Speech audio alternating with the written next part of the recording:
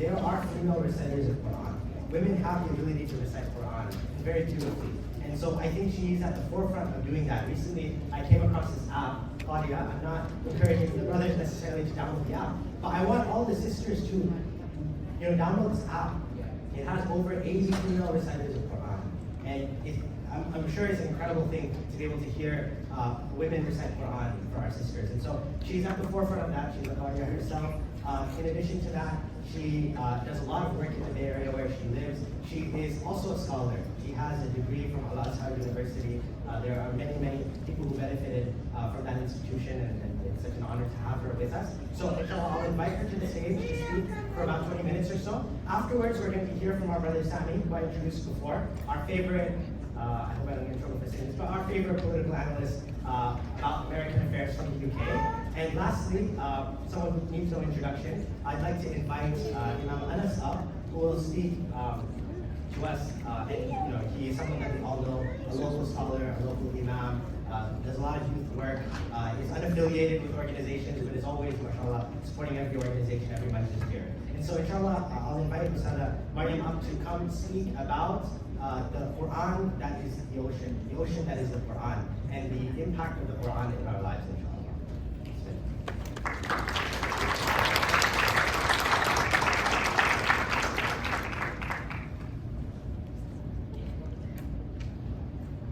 بسم الله الرحمن الرحيم الحمد لله رب العالمين حمدا كثيرا طيبا مباركا فيه والصلاة والسلام على رسول الله.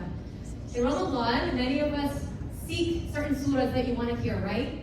Maybe some of you are looking for Surah Ar-Rahman and you can't wait for Taraweeh when you get to hear that surah. Maybe you want to hear Surah Al-Duha. Maybe there's a specific ayah and a specific surah that you wait all Ramadan to be able to hear, and you feel like Allah subhanahu wa ta'ala is maybe speaking directly to you when you hear that surah.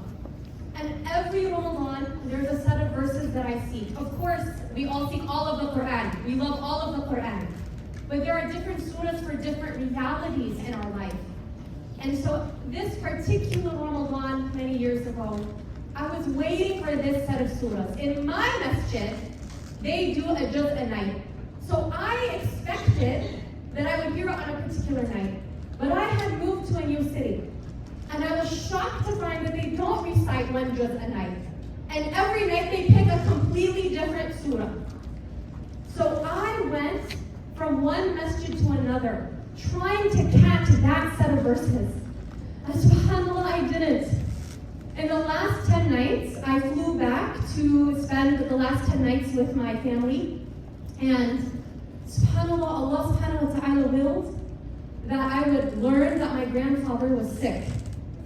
And we went to the hospital, and my grandfather, rahmatullah alayhi, may Allah have mercy on him, and all of our loved ones who have passed, and all of the martyrs of Gaza and Sudan, and every single part of this ummah, ya Rabb, ameen.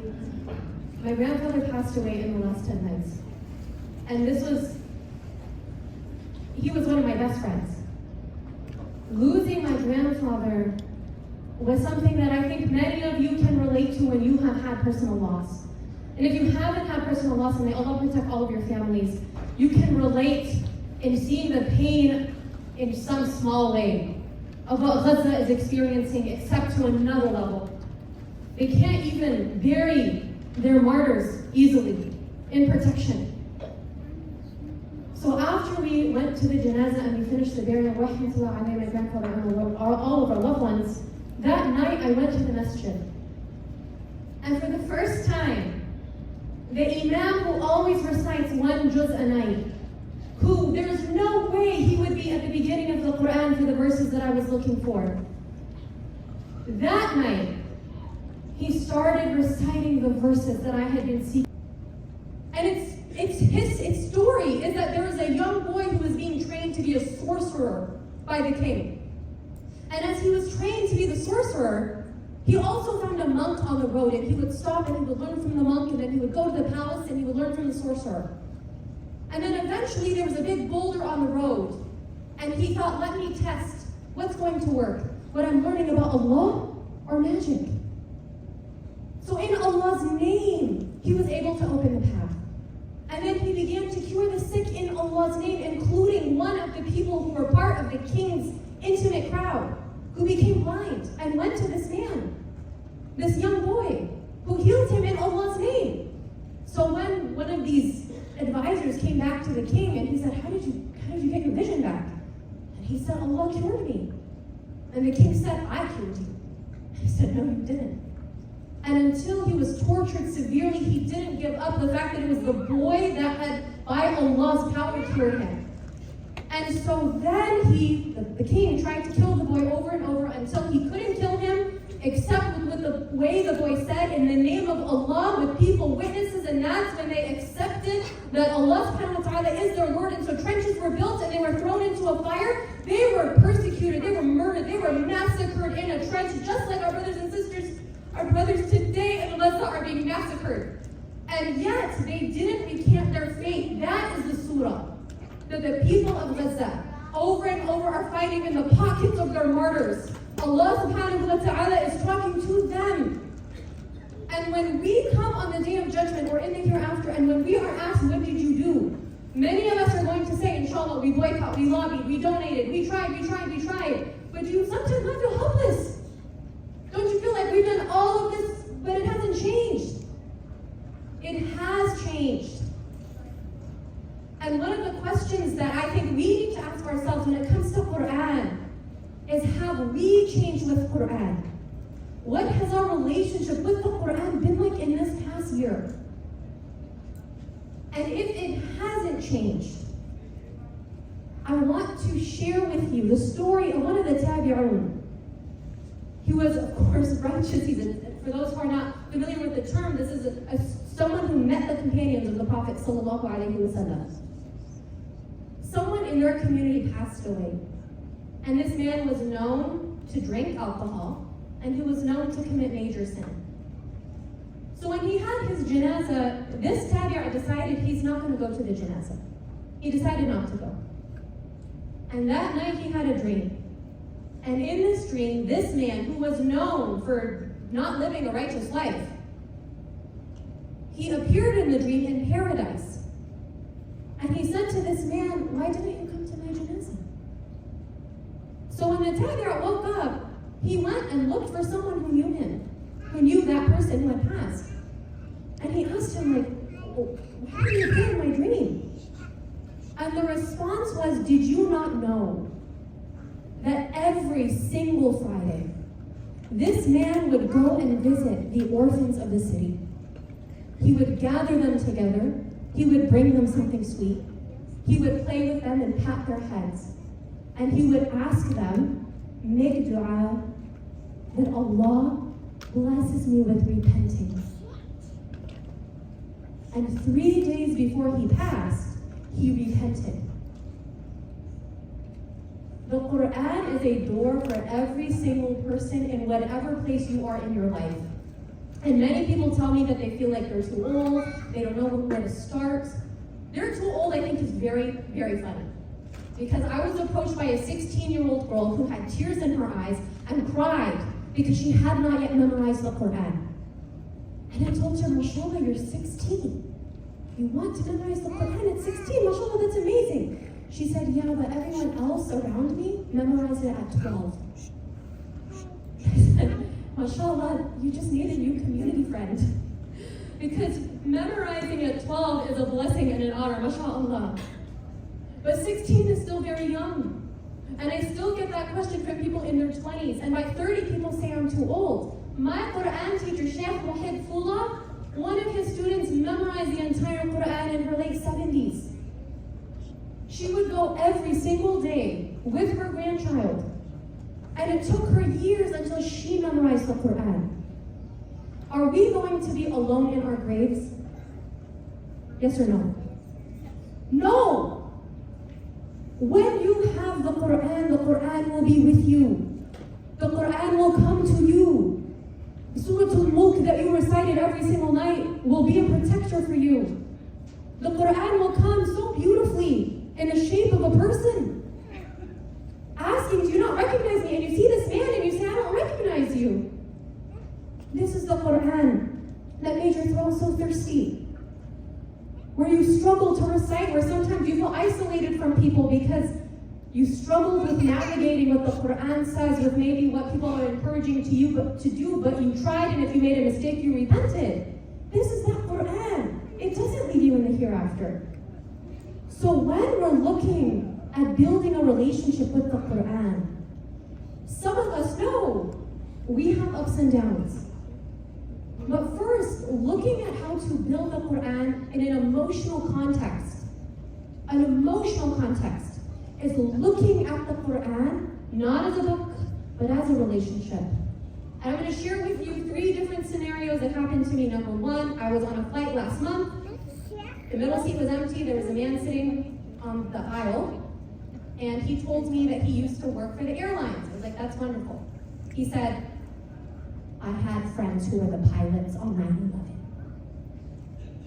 In this moment, I thought to myself, I have no interest in continuing this conversation.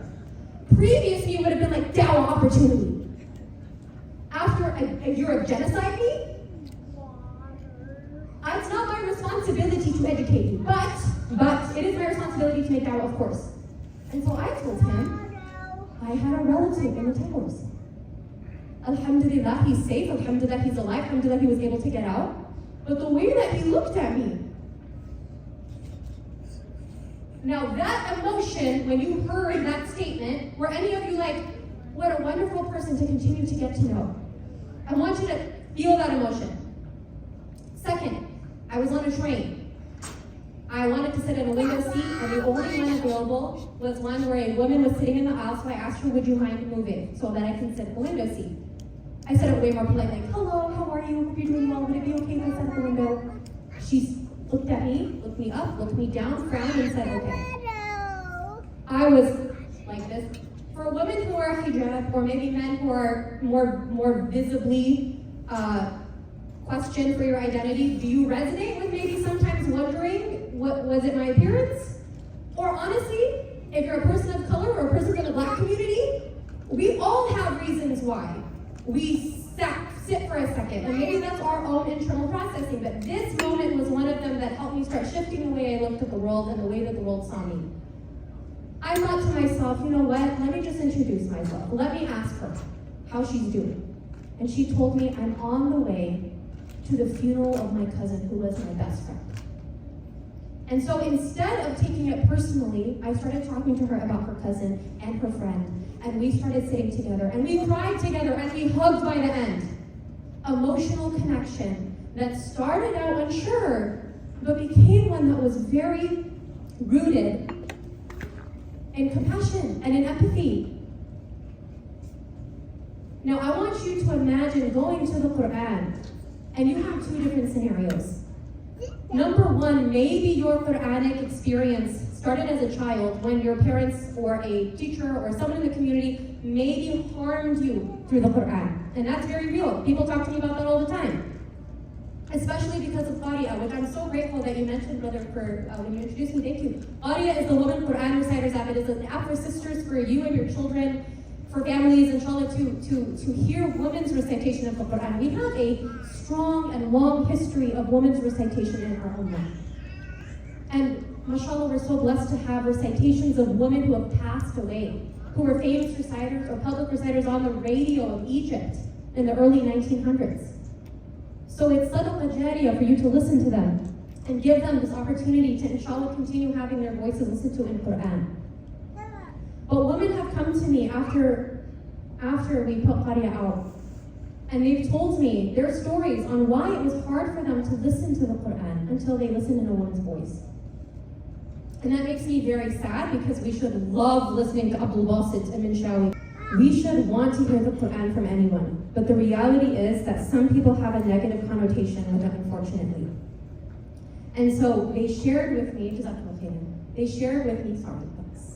thank you, that they were able to come back to listening to the Quran in a way that they hadn't thought. And so I want to share with you, if you are struggling with building an emotional connection with Quran, number 1, read it in a language that you understand. The Quran was revealed in Arabic to people who spoke Arabic. And there's also a story, if you read the tafsir of a surah that has to do with menstruation, that there was he was a righteous person who was listening to his neighbor because the walls were very thin and he could hear his neighbor reciting. He was reciting the verses of menstruation. And he's weeping and weeping and weeping. And his neighbor notes in the tafsir, this man was not a native Arabic speaker. And so the neighbor is like, why is he crying about verses on that? And it was so interesting to me to see it noted in the tafsir of the ayah that many of us, myself included, are not native Arabic speakers. And reading it in a language that you understand is so important to access the words of change, of transformation of the Quran. And as you're reading it in Arabic, listen to it. Take courses, inshallah, so that you can continue to build that relationship with it. And number two, approaching it with an awareness that the Quran is interactive. There's an ayah in the Quran that says, حَتَّى يَقُولَ الرَّسُولُ وَالَّذِينَ آمَنُوا مَعَهُ مَتَى نَصْرُ اللَّهِ أَلَا إِنَّ نَصْرَ اللَّهِ قَرِيبٌ. Until even the messenger said, when is the victory of Allah? And then Allah affirms, indeed the victory of Allah is near. Why was this verse revealed? Because it was the battle of Ahzab. And the companions were so scared, they were being surrounded by all over them. They were being surrounded. And they thought, what's going to happen? They were so terrified. And so Allah subhanahu wa ta'ala revealed this ayah. But even the messenger asked, where is the victory of Allah? And sometimes if you've asked that question in the past year, Allah has already answered that question. Indeed, the victory is near. But we just have to keep working. The Quran is interactive. Why does the Quran mention that Maryam said, Ya laytani mit, if only I had died? Why does the Quran mention the companions who wanted to go with the Prophet ﷺ in Surah At-Tawbah on a battle, and they couldn't, so what? تَفِيضُ مِنَ الدَّمِ. Their eyes just had so many tears coming down from them. Why did Allah record their tears instead of recording when they said, Alhamdulillah, Allah has the best plan? Did they say that? I don't know. Because the Quran doesn't record it. The Quran records that they cried. Why is it that Maryam's mother, alayha salam, calls out when she becomes a widow, and now she's facing being a single mother? And in the tafsir of her discussion privately with Allah, as she's making dua, she sees she has a girl. And she's disappointed for a second. Not because she doesn't want a girl, but because she had a plan. She was going to submit this baby to Baytul Maqdis to be a servant. Why does Allah include her processing of the information? Why does Allah include the fact that Adam alayhi salam's sons, one of them killed the other? Or the fact that Nuh alayhi salam, with so much emotion, is saying to his son, just come on the boat. Every single one of us have pain and struggle that the Quran reflects. And the Quran did not say, be optimistic. Well, of course it's ibadah to be optimistic. But to the point that you never have hope. The Quran did not say, have so much iman that you will never be upset or sad. The Quran was revealed because of sadness. The Quran was revealed because of people being afraid. The Quran was revealed when the child of a prophet turned away. So what about when your child turns away? The Quran interacts with us. When we interact with it, it is ready to interact with us. And subhanAllah, when we have this interaction with the Quran, and we come to it with understanding, it seeks answering you.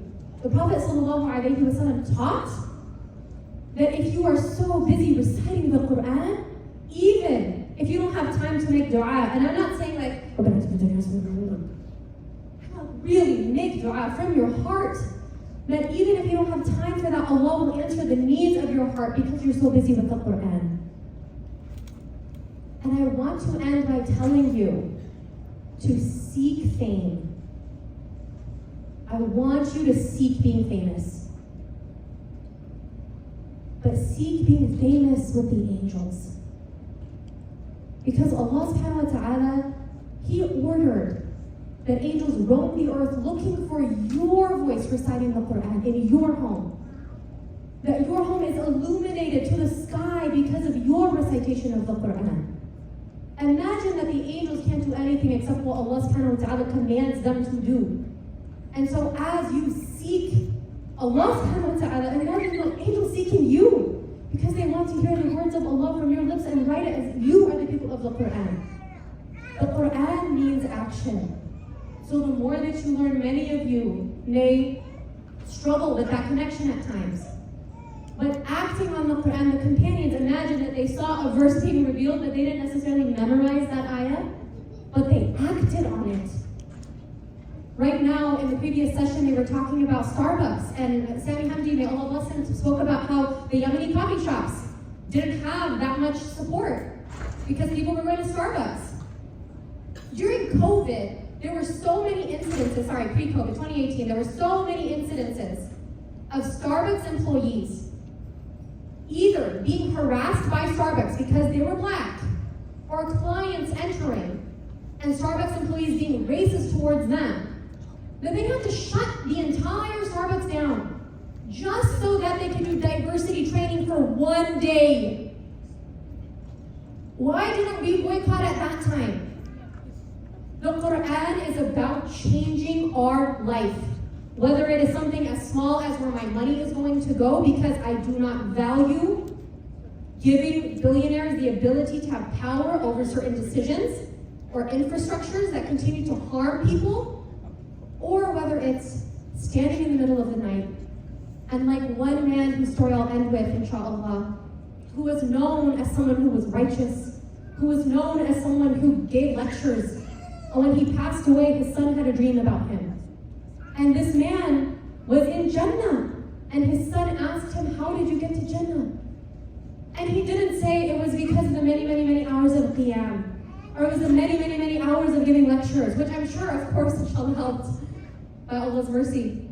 But what it was that he would go once a week to a group of illiterate elderly women, and he would teach them Surah Al-Fatiha. The span, that short span of working on this one deed was enough for Allah to enter him into paradise. And sometimes when we feel as if what we are doing is nothing, remember that Salahuddin conquered Jerusalem by Allah's mercy, but it was because of the people whose names are not known who supported him. And he said it was the dua of the people who are in their homes, who cannot be with us. Those people like you who are reciting the Quran, who are donating, who are doing everything you can, and you don't see the effort, you don't see the fruit. Those people sometimes passed away before they saw Aqsa open, just like Nuruddin and the work he did until Salahuddin came. But what did he say? Their dua allowed for the arrows to hit their mark. Every time you go to the Quran, make the intention, oh Allah, let this be an arrow that hits its mark. Because you don't realize the power of our ummah if we were to turn to the Quran collectively, how it would be able to shift us for our liberation from our own selves and this ummah altogether. SubhanAllah wa bihamdihi, ashhadu an la ilaha illa anta, astaghfiruka wa atubu ilayk.